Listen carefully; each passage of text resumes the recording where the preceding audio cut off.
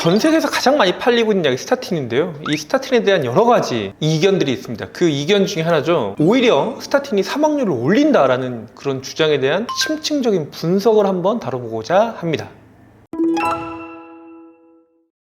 저는 이제 15년도에 고지혈증 수치가 이게 높았어요. LDL이라고 그러죠. 안 좋은 수치가 거의 200 가까이 됐어요. 총 콜레스테롤 200도 안 좋은데 안 좋은 콜레스테롤로 180이 넘었단 말이에요. 그래서 괜찮겠지. 나이가 젊고 술 마셔서 그랬나 보다 하면서 속되말로 좀 버티다가 한 1년 정도 피 검사를 해보니까 안 떨어지는 거예요. 술도 좀 조절하고 해도 안 떨어지는 거예요. 그래서 안 먹으면 안 되겠다 해서 약을 시작을 했는데 LDL 콜레스테롤을 150 이하로 떨어뜨렸고, 최근에 복용하고 있는 약물은 이제 3년째 복용을 하고 있는 건데, 그 약으로 현재 LDL 수치 90대로 조절을 하고 있는 상황입니다. 그 스타틴에 대한 많은 분들의 염려와 그 걱정을 모르는 바는 아니지만, 실제로 복용을 하고 있는 사람으로서 그렇게 염려하실 건 아니다 정도의 동지로서의 좀 말씀을 드릴 수 있겠네요.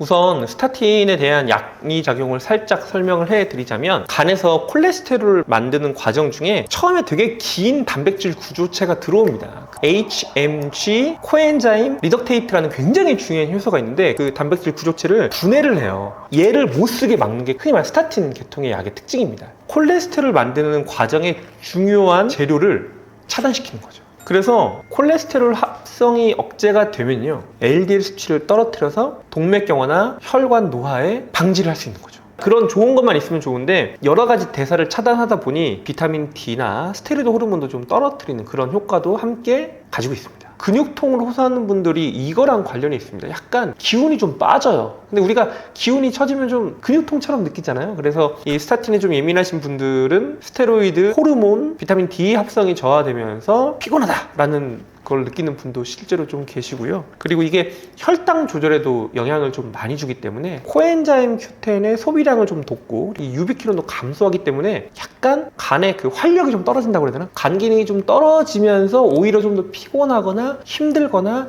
혈당이 올라가거나 간 수치가 올라가거나 이런 것들이 생길 수 있는 거죠.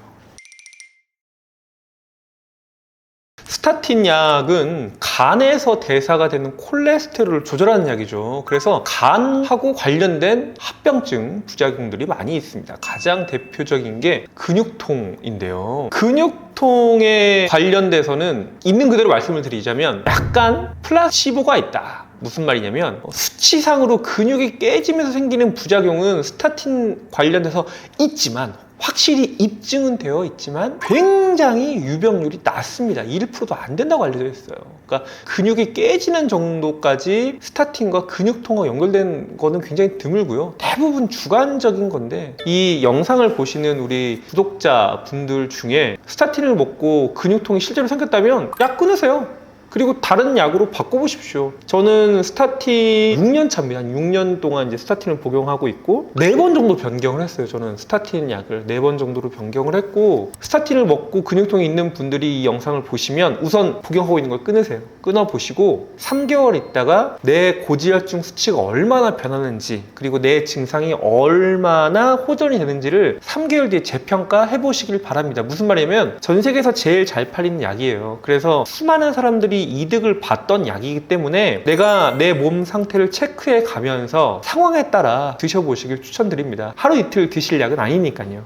실제로 많은 연구에서 똑같은 고혈압 환자들 중에서 스타틴을 복용한 분들이 심장병으로 입원한 입원 기간이 짧았다. 그리고 폐렴, 뇌졸중, 심근경색, 그 이외 다른 질환으로 사망하는 총 사망률도 조금 더 낮았고요. 특히 심장 질환의 사망률이 고지혈증 먹은 군이 조금 더 낮았다. 이런 연구도 있습니다. 그리고 이 연구가 좀 더 재밌는 게, 정상 구간이 계속 길지 않아도 일부 호전이 됐던 구간이 있었기 때문에 약을 단기간 혹은 중장기적으로만 먹었어도 그 효과는 좀 오랫동안 갔다. 이런 연구도 함께 있습니다. 그래서 일시적으로라도 그 고지혈증 상태가 개선이 돼서 장기적인 효과는 일부 얻을 수 있기 때문에 저는 단기간이라도 스타틴을 좀 복용하는 건 나쁜 선택은 아니다라고 생각합니다.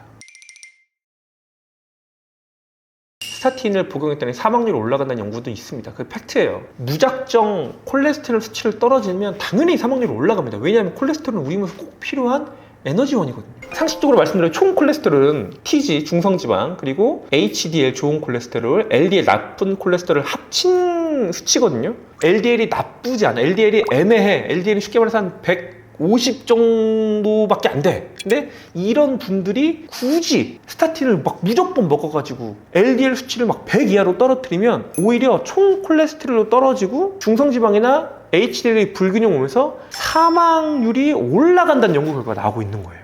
물론 저는 LDL이 낮을수록 좋다고 생각합니다. 저도 LDL이 60, 70이 더 좋다고 생각하는 사람이지만 이분의 근육량, 식사량, 나이, 기저질환, 가족력 이런 것들을 반드시 함께 판단을 해야 LDL 수치를 현실적으로 조절할 수가 있다. 현재까지 나온 약물 중에 HDL을 올린다고 알려져 있는 가장 효과적인 약물이 바로 스타틴입니다.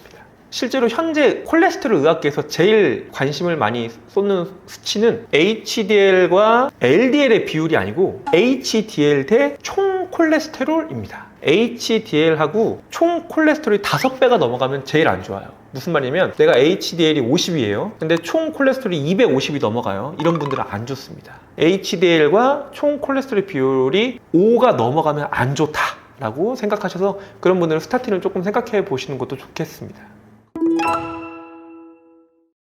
스타틴의 효과는 실은 부정할 수는 없습니다. 다만 굉장히 유명한 약이기 때문에 사용하는 과정에서 본인한테 맞지 않는다든지 무리하게 사용이 되기 때문에 그 안 좋은 효과가 부각될 뿐이지 콜레스테롤 약 먹었더니 더 죽는다더라 이렇게 생각하셔서 그 좋은 칼을 칼 때문에 다칠 수 있다고 안 쓴다고 하는 거랑 똑같거든요. 좋은 칼이기 때문에 현명하게 잘 사용해 보시길 추천드립니다. 다음 시간에는 그래서 잘 들고 좋은 칼이 어떤 건지 두 번째 시간에는 나한테 맞는 스타틴에 대한 이야기를 드릴게요. 안녕히 계세요.